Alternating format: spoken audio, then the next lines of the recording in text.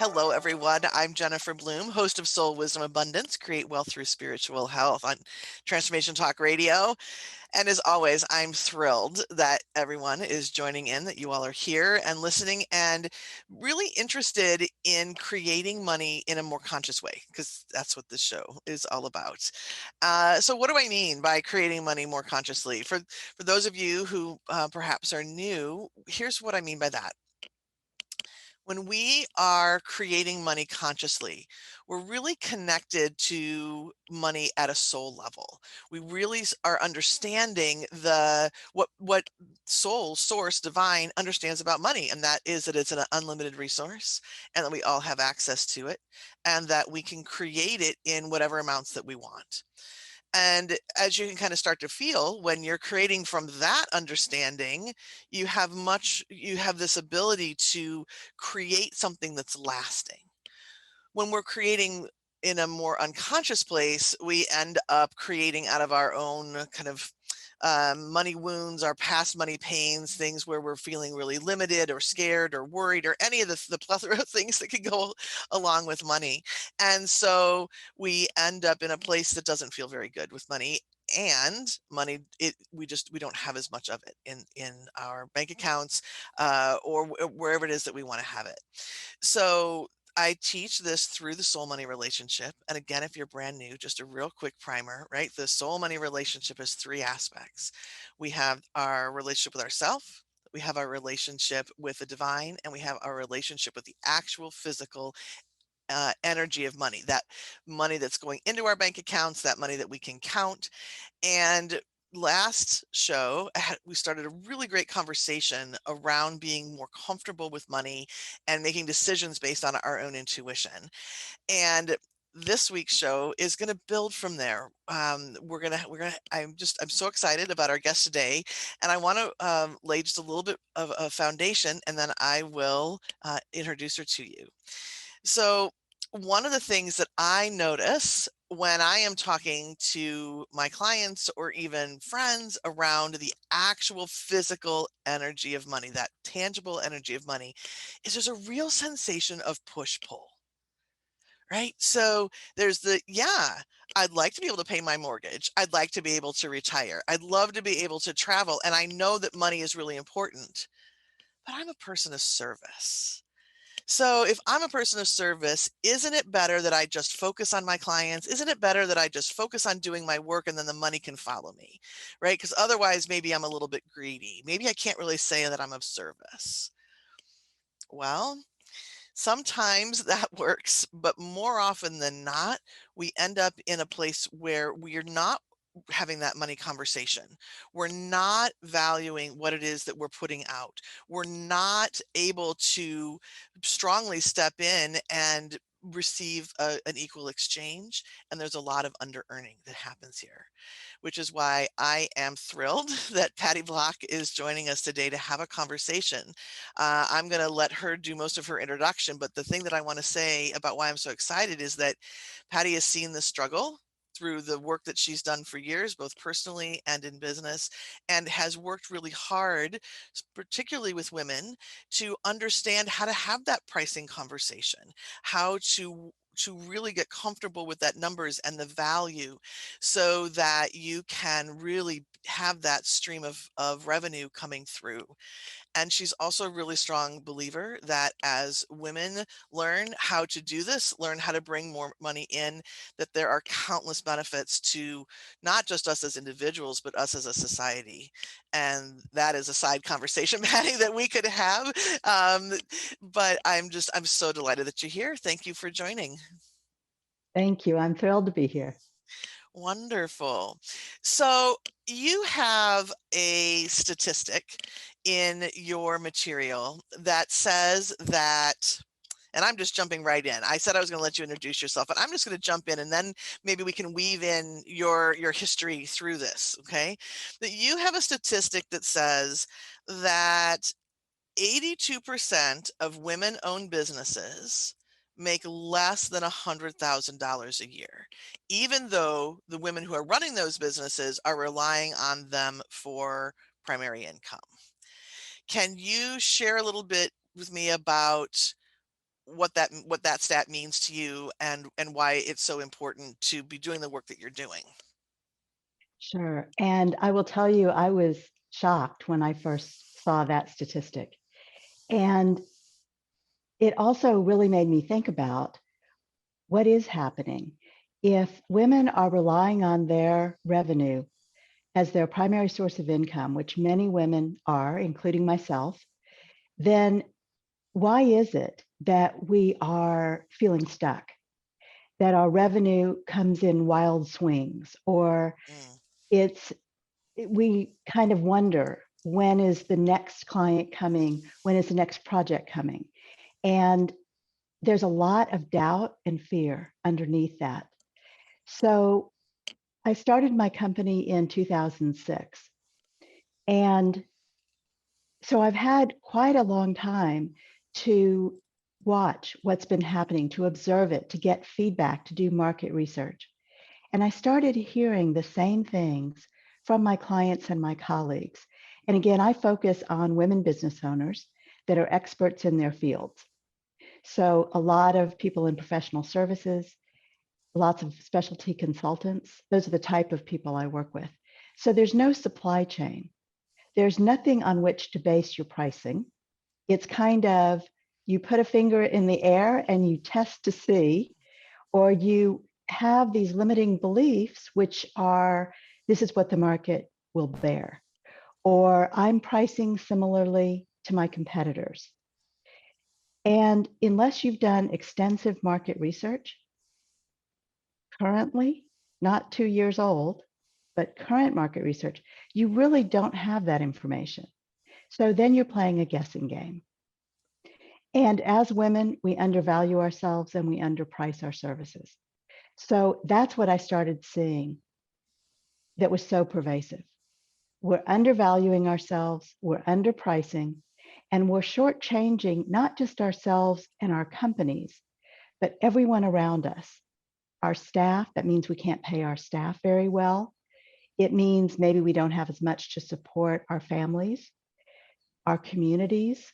Women are very generous, and we do a lot in terms of philanthropy. But if you're not bringing in steady revenue and you haven't dealt with that fear, then you're very unlikely to be able to communicate or to give as much in your community. absolutely. Absolutely. So why is it that you think that women are undervaluing? That's a super deep question. Yeah. And part of it is, I think it's the way we're raised. So, in my generation, and I'm just turned 60. So, and I'm actually pretty excited about that. Yeah. Lots So, of wisdom, right? Lots of wisdom. and in my generation, which is the end of the baby boomers, we were, women were not raised to be breadwinners. Mhm. And I know I wasn't. And even though I was the first of my siblings to get an advanced degree, my parents always expected I would get married and have children, raise a family, and that was all I needed to do, quote unquote. Mhm. And that was not, I do have to say that was very motivating for me to go in the opposite direction. Now, I did get married, I did raise a family, and I have 3 fabulous kids. However, I also had an early divorce, and I was 35 years old, divorced with 3 little kids. My youngest was 2 years old at that time. And we always think, I think, again, we're raised to think that life is a straight line, and it never is. And mine hasn't been. So the path that I've taken and the wisdom that I've acquired, sometimes through hard experiences, all of that applies in what I do when I'm helping women business owners in particular to grow and scale their companies. And in my view, it starts with pricing. Mhm. So, so those dynamics, I've dealt with a lot of the same issues that my clients are dealing with. Yeah, absolutely. So I want to get to pricing in just a second.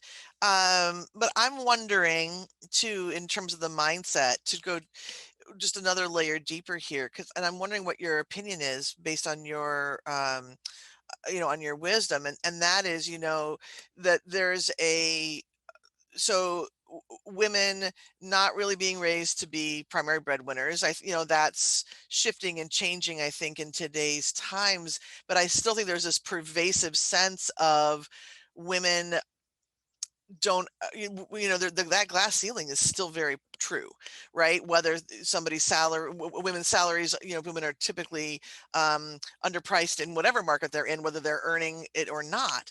And so I think that people can go one of two ways, right? One can be sort of this apologetic, like, well, and not consciously. I'm not saying that people are, are stepping out and actually saying this, but it's what we feel, right? That gets in the way, sort of feeling like, okay, there's a little bit of an apology. I'm here. I'm making money, right? In that sort of way. Or there's this real sense of being a bull in a china shop. Like, forget it. I'm shattering that ceiling no matter what. And yet there's still that sense of, but maybe I don't. Mm. But there's that sense of like overdoing it, right? Like you're just literally working yourself to the bone because you're going to do it no matter what. And I think each of the ends of those spectrums really creates issues. Would you agree? I would. Let me use myself as as an example of that. So I had a company many years ago focused on political consulting and lobbying. And the way that company came about is that I had been volunteering in that environment for years since I was in high school. And people started offering to pay me. I had no idea what to charge. I had no sales experience. It was very, and I will say a lot of women start their companies based on someone asked them to do something or work on Mm, a project, or and so we may start as an accidental entrepreneur. So because of that, we may feel a little apologetic because we used to do this work either for less money or in my case as a volunteer. When I uh, when I focus on the political consulting, my biggest dilemma in building that company was that my revenue was tied to the election cycle. mm, So much like a tax accountant, where most of their revenue comes in during tax season, well, that's what would happen for me too. And I'm based in Houston, Texas. So our legislature meets every 2 years, and the election cycle, of course, is staggered. So that caused problems for me in my business. So one of the strategies I came up with was to add lobbying. And I had been doing lobbying for quite some time, but again, as a volunteer. So now people were offering to pay me to organize events, do political fundraising, and to lobby. And when I got past the feeling apologetic for what I was charging and charging at a better level and starting to realize what other people were charging, especially my male counterparts. And they were just, especially the lobbyists who were making tons and tons of money. So understanding that dynamic, I felt more empowered. And I was a very rare commodity because I was a woman in a man's world, and there were very, very few women lobbyists. So that gave me some leverage because I had a different perspective than my male counterparts. And so there were lots of good things that came of that. But you're right, there is that sense of I'm here to serve, and maybe I shouldn't be charging so much. When you understand that that is a method to protect yourself mhm. and to deal with your own fears, and you can approach that, in my case, by learning everything I could learn and talking to other women business owners and figuring out the path forward for myself.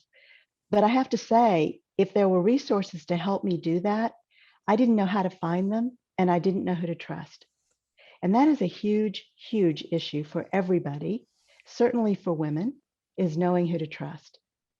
And that motivated me when I started this company to be that resource for other women business owners, because I understand very deeply how vulnerable we are when we start, especially when we start talking about money. But even when we're talking about how we hire, who we hire, how we manage people, how we provide our service, all of those things that we're talking about are very ingrained in who we are as people. And because of that, we often get burned. And I have talked to countless business owners who have had terrible experiences, and sometimes with business coaches, sometimes with marketing professionals. So it's a wide variety of terrible experiences, but it makes us very gun shy and we don't know who to trust. So that's part of my mission, is to be that resource for other women business owners and to help them understand how to price for value, for what their real value is, and how to understand that at a deep level, and then how to communicate that. So it's a very much a process, in my view. It's not like you can snap your fingers and tomorrow you'll feel better about money. It doesn't work that way. Right. Absolutely. It's an evolutionary process, and I think that many people are in business. You described earlier about sort of being this accidental entrepreneur, right? I firmly believe that I'm in that camp as well. It just never even crossed my mind that that was what I was going to do, but I ended up with some services that people were asking for, so here we are, right? And trust is hugely important in these areas where we feel vulnerable. So let's chat a little bit about pricing. And if you were to start to have a conversation with someone about pricing, you've mentioned value pricing a couple of times in our conversation now. So I'm curious about that. So if you were to, like I said, if you were to have this beginning conversation with someone around pricing, what are the first things that somebody needs to think about, or well, I'll leave it to you. What are some of those first pieces to be able to have a really strong conversation about pricing? You mentioned it at the beginning of the show today, and that is your relationship with money. And that is where I start when I'm helping someone. And I do that in a couple different ways. I do that in private consulting, one-on-one. I also do it through a program that I have called value-driven pricing. And what we start with is your relationship with money. And thinking back to when you were a child, when did you first have money? When did you first earn money? What did that mean to you? And how did you use it? And how is money handled in your household? And really analyzing. And some of the stories that come from that are startling and vulnerable and important. They're very, very important because in most cases, we haven't ever thought about that. So I want the focus to be on what has your experience been and how has that affected how you think and feel about money right now? From there, we then work on their mindset. And that is, again, it's a process of understanding. So I'll give you an example of one of the exercises that I think is very powerful. And I use this a lot. And that is, imagine the most recent time that you found the right resource at the right moment for the right price. And how did you feel about that? So close your eyes and imagine, how did it feel? And then bottle those feelings and think about what your bottle looks like. So mine is purple because everything in my life is purple and it's my brand color. So my bottle is a beautiful glass bottle. It's real. It actually is in my bedroom and it's hand painted, and it was a gift from one of my employees many, many years ago. And when you bottle those feelings, the goal is to be able to recall those feelings later. And what I often talk about is it's not, quote, what you're worth. It's not putting a price on your head. That's not at all what we're doing when I teach how to price. What I'm focused on is how do you build value in the mind of your ideal buyer? Who is your ideal buyer? And how do you communicate in such a way that they understand the value that you bring?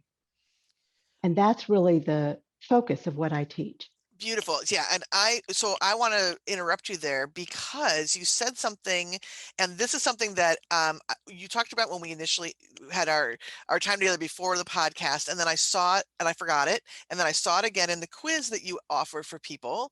And that is knowing the difference between your ideal client and your ideal buyer. And can you speak to that a little bit? Because a lot of people, marketing experts, they take us through all the exercises about who's your ideal client and speak to your ideal client, and then you bring in this concept of ideal buyer. So tell me a little bit more about that. So often for women, sell is a 4-letter word. We don't want to talk about selling, Right. and we don't want to really do it. We tend to avoid those types of conversations. They're very uncomfortable.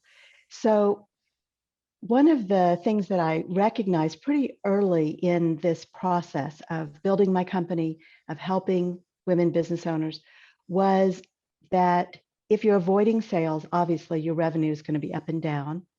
And there are ways to address that.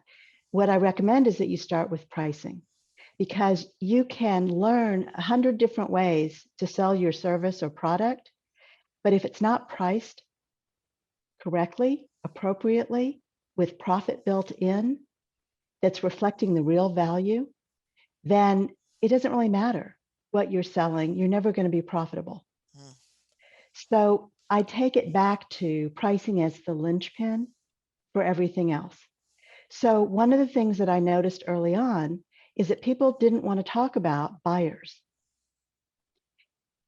But we have to talk about buyers because they're not your clients until you've taken them on a journey and Mm. given them this opportunity to buy from you. And so I actually have 2 programs that fit together like a puzzle. I have value-driven pricing and painless selling to ideal buyers. So to your question specifically, an ideal buyer is who you're looking for to start the conversation. And if they proceed through this journey, and if they become a client, then it's your responsibility to help them be an ideal client. That's by setting and managing expectations. Mm. Clients are unformed in some ways when they first come to you. So when you're working with a client, it's your responsibility to help your client become ideal. So I'll give you an example.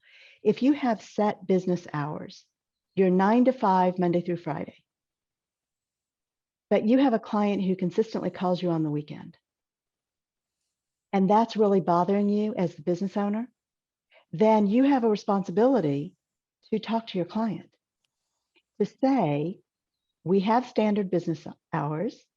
And while I understand the urgency that you're feeling, I would really appreciate if you could send me an email instead of calling me, or try and keep it to business hours. But certainly if there's something urgent that comes up, please let me know. There's nothing confrontational about that. There's nothing wrong with that. And yet we often feel like that's conflict. Mhm. And so in most cases, in like 98% of cases, we're not going to say anything because we don't want to offend. We don't want to hurt somebody's feelings. We don't want anyone to feel as though we're not there for them, that we're not serving their needs. So again, that can really work against us. So what I teach is when you've addressed your pricing and you're on the path now of pricing for your real value. You've identified your ideal buyer. You've taken them on this journey so that they're ready to buy. Once they become a client, then you set and manage those expectations so that they know how to be an ideal client. And there really is a distinction in my mind. And I think I understand why the marketing companies approach it in that way, but for me, it doesn't resonate.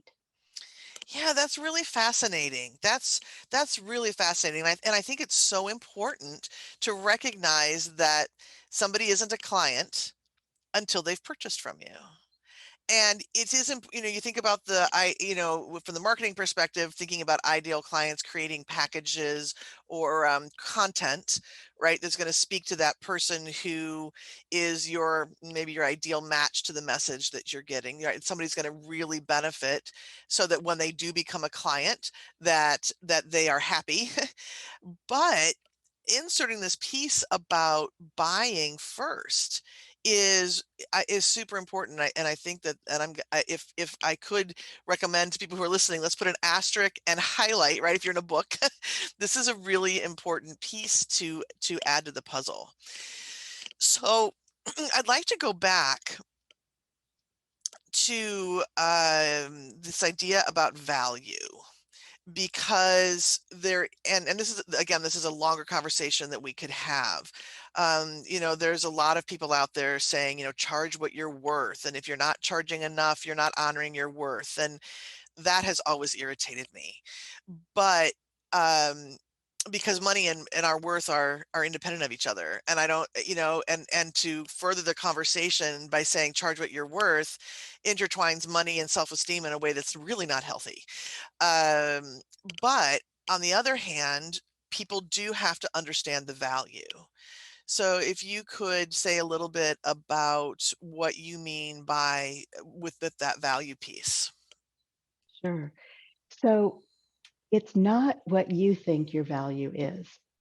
And it certainly is not about worth for exactly the reason you mentioned. And again, early in this journey, I kept hearing people say that it's what you're worth. And I kept saying, no, it's really not. It's your value in the mind of the ideal buyer. So there are two ways to approach that.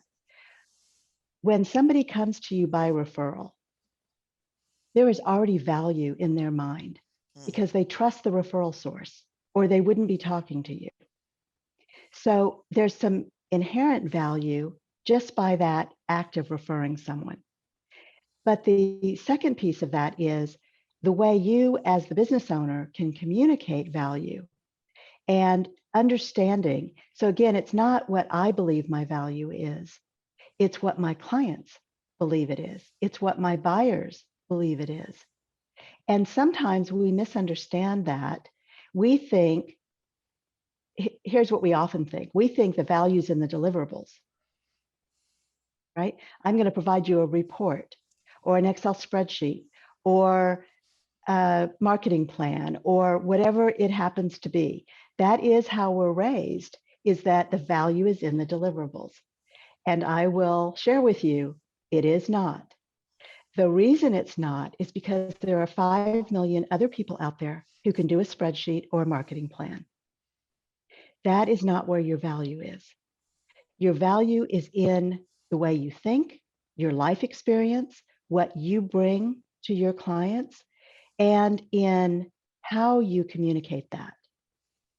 So it may be in your team, how you've structured your team. There are so many things, and probably super important, but often forgotten, your contacts, mm. your network is a tremendous value. You have spent years vetting those people and getting to know them and trusting them. So when you make introductions and connections, that is tremendous value to your clients. So all of those things wrapped up then become the value proposition that you can start talking about. And as women, we tend not to talk about that because we feel like it's bragging. And I will mention, as a Texas citizen, that we have a saying here, which is it's not bragging if it's true. Yeah. So keep that in mind when you feel self-conscious that you feel like you're bragging. You're really not. You're communicating the value. Beautiful. Beautiful. Patty, we could continue to talk, I'm sure, for hours, and you have clearly have so much to add to this conversation. So I have two things that I'd like to ask before we wrap up. The first is, how do people find you? Clearly in the show notes, we'll have your website and all of that, but what's the best way for people to get in touch with you? So it's simple to connect with me on LinkedIn. It's Patty Block, Patty with a Y. And I really enjoy connecting with people there. You're also welcome to reach out through my website, which is theblockgroup.net. And you said you had a second question? Well, I do. So, what is if there's one thing that you could leave people with, and I don't know, if it's not bragging, if it's true, maybe maybe that should have been the end of the conversation, just bing bang boom. But if there's one thing that you want to leave the listeners with, what do you want to share? What's one thing that you'd love for them to take away from this conversation? So the first step in any change is awareness. And you might be aware that your pricing is off, but you don't know how to fix it. And that is what I teach. So, what I recommend is that you take the quiz that I offer, which is called myrevenueroadblocks.com. And if you go to that website, one of the things that it reveals is what's in your way. What are the roadblocks that are keeping you from having the revenue levels that you want and having that consistency that you want? So I would encourage you to go to myrevenueroadblocks.com, take the free quiz, and it will then give you a report with information of what your score means and what you can be thinking about. So that's another great takeaway that I would love to share with your audience. Beautiful. Well, thank you so much for your generosity today, the generosity of your time, the generosity of all of the information that you shared. I don't know if you can see all my notes that I've made just personally, and this is our second conversation. So I'm really going to encourage all the listeners to go ahead and take the quiz. I have taken it. It was eye-opening in a couple of different places. And so again, thank you so much. And so now we will go ahead and take a quick break. You're listening to Soul Wisdom Abundance, and I am your host, Jennifer Bloome. We will be back after a few moments.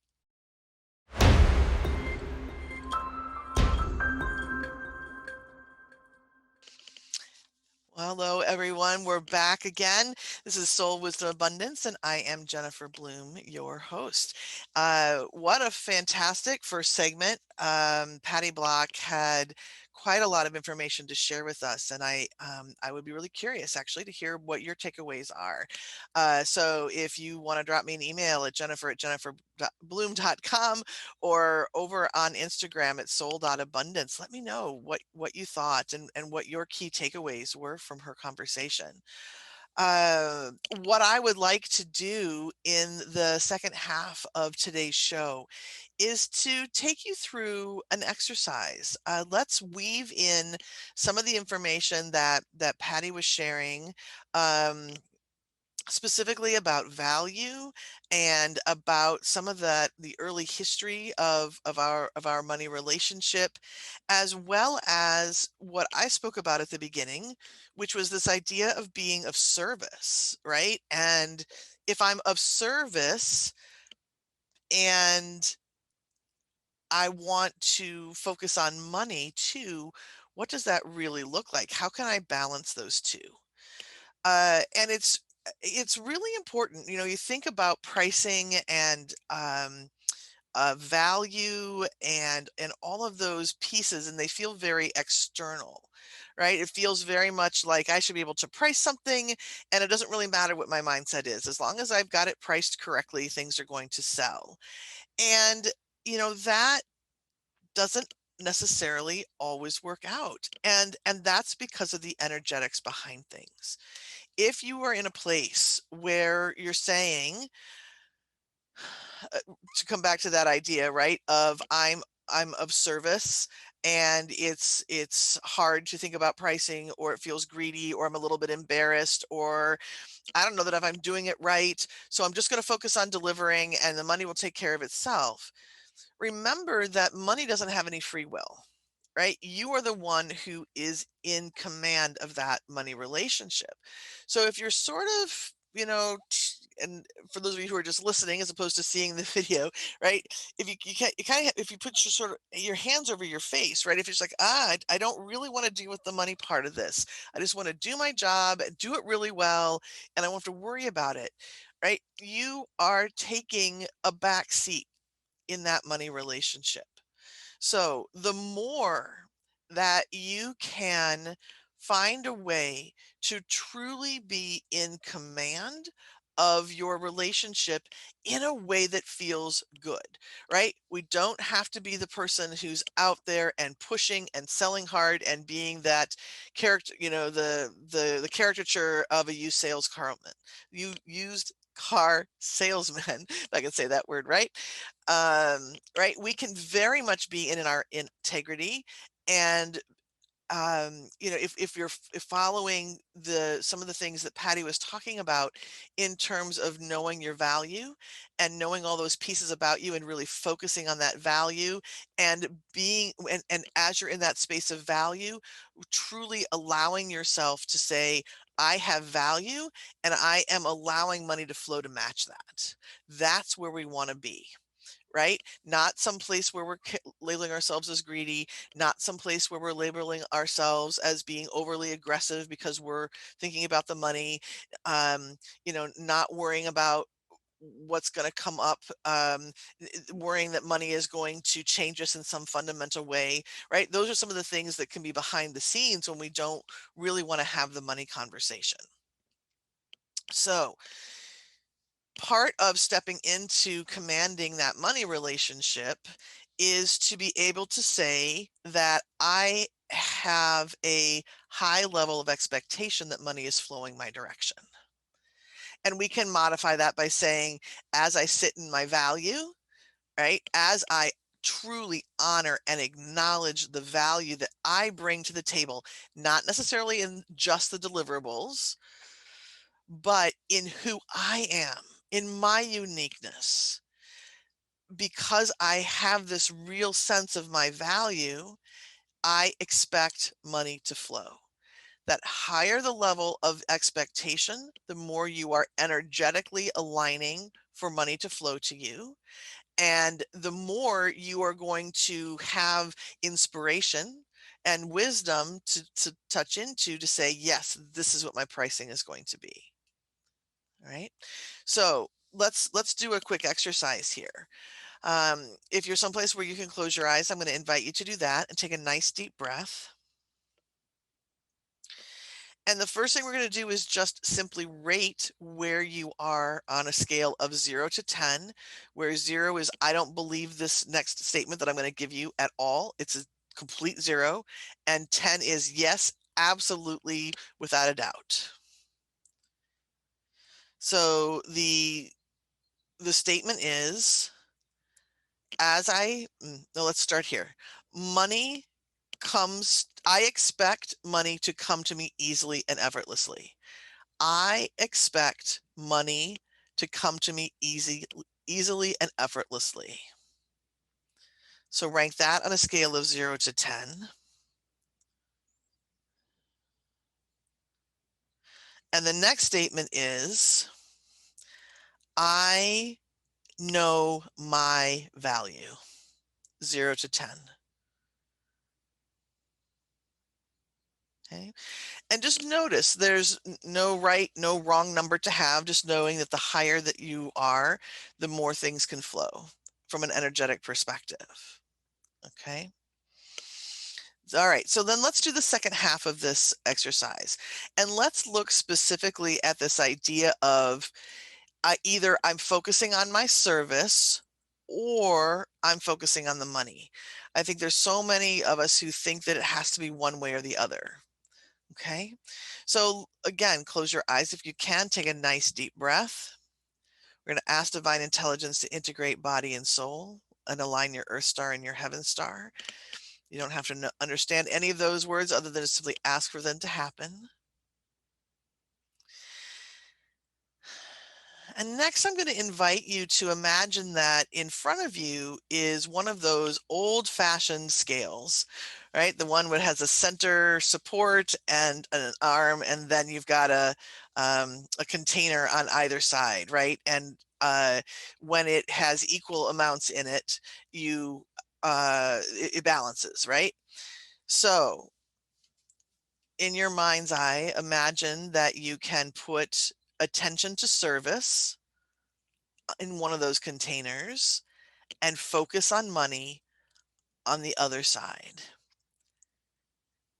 And just notice, how does it balance out regarding your specific focus?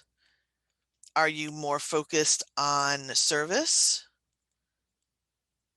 or are you more focused on the dollars?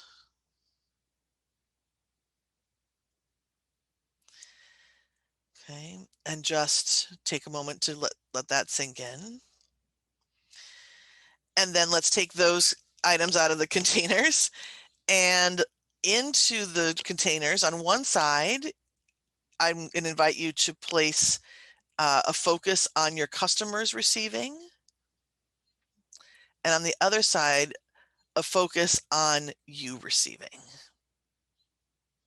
And notice what that looks like. In an ideal world, those two would be equal, giving and receiving. And if they are, that's fantastic. If not, I'm going to ask you to take a breath and notice where in your body you are feeling resistance to allowing them to be equal.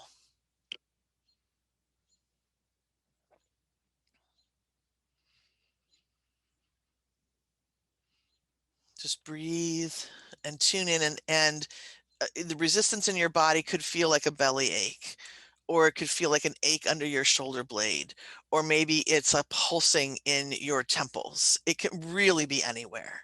So simply tune in and notice where that resistance is living in your body.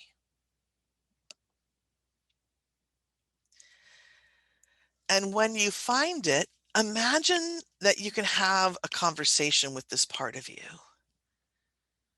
What does this part want to share with you? What does this part want to tell you about what the resistance is all about? Is it a fear that if you allow yourself to balance out receiving, that you're going to get greedy? It's a word I've used a couple of times in today's conversation. And if you get greedy, you're going to end up focusing on the money and not the clientele. Are you thinking of somebody else? Are you thinking of maybe somebody in society at large, or a personal experience you've had with a mentor, or somebody else who really just felt like it was more about the money than it was about giving you what you needed? Are you afraid of turning into that kind of a person? Are you hearing your parents' words in some way, shape, or form? Right? Some sort of generational issue that tells you that your character is in question if you are focused on money. And this is something that you may get information about right away. It may be that you need to take these questions and go someplace quiet, uh, and and so that you can hear.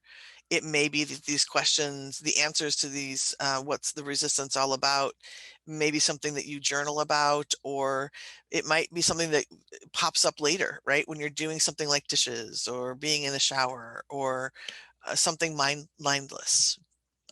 Okay.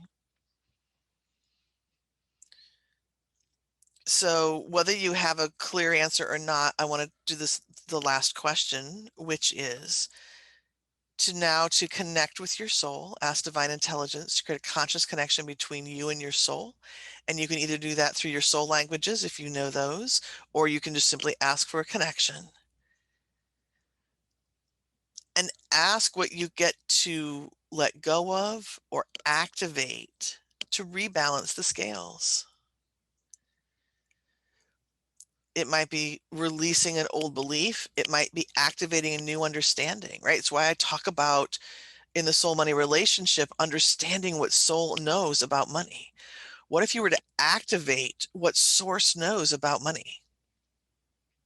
There's just another tangible resource of the divine. Or what if you were to let go of the fear of being greedy? Let go of the fear that money's going to take over your perspective instead of service. Simply allow your soul to share that information with you so that both you and your client get to receive.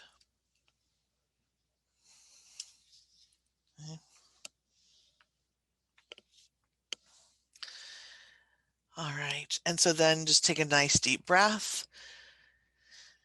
And again, this might be information that comes to you easily and effortlessly right in this moment, or it may be something that you want to sit with for some time. Do a little bit of journaling, do a little bit of non-dominant handwriting about. Okay. All right. So let's say thank you to your soul. Let's say thank you to your body for giving you information. Let's say thank you to Source for offering up information and answers. And then just come on back and take a breath and allow everything that you remembered there to be easily and effortlessly integrated into your whole system. Beautiful. All right. So I am going to invite you to also take some time and to begin to think about one of the things that Patty Block shared with us today, and that was all about value. So if you were to make a list of all of the things that go into your specific value, is it the kind of history that you have with your family of origin? Is it something about an experience that you had that nobody else has had? Is it about your specific combination of education? You know, for example, I have a degree in psychobiology, occupational therapy, health and wellness counseling, labor and birth education. The list goes on and on. That is a pretty unique combination, and it provides me a very unique view on the world. Okay. So really take some time to create that list of non-tangible value that you are bringing that is truly the foundation of the value of whatever deliverable you have for your client. And as you allow yourself to expect money to flow in a new way, as you expect to receive, as you have a new understanding of your value, right? What does that do to your pricing? What does that do for you in terms of allowing money to flow? That real, tangible, hard cash, fill up your bank account kind of flow, right? And I will acknowledge that those are big questions. So please reach out to me if you have any, if you would like some support through all of that. I am delighted that you have spent this hour here with me and my guest, Patty Block. Again, I'm going to encourage you to reach out for her quiz. She has amazing information. And just as a reminder, if you are intrigued by this idea of the soul money relationship, I'm going to invite you to visit my website, which is jenniferbloome.com. Take the soul money relationship quiz, where you're going to learn all about how you are in your relationship with money and what can use some tweaking. There's some really wonderful exercises that come as a result, and you're going to get your first steps into having a much more conscious relationship with money. All right. So thank you again for tuning in. It's been a delight. Soul Wisdom Abundance is here on Transformation Talk Radio, the first and third Fridays of each month. And I look forward to joining you next time. And until then, everyone, prosperous blessings. Take care. Thank you for listening to Soul Wisdom Abundance with Jennifer Bloome, creating wealth from spiritual health on TransformationTalkRadio.com. To learn more about Jennifer Bloome or listen to past shows, visit JenniferBloome.com. You can subscribe to this podcast on any of your favorite podcasting outlets. Simply search Soul Wisdom Abundance with Jennifer Bloome.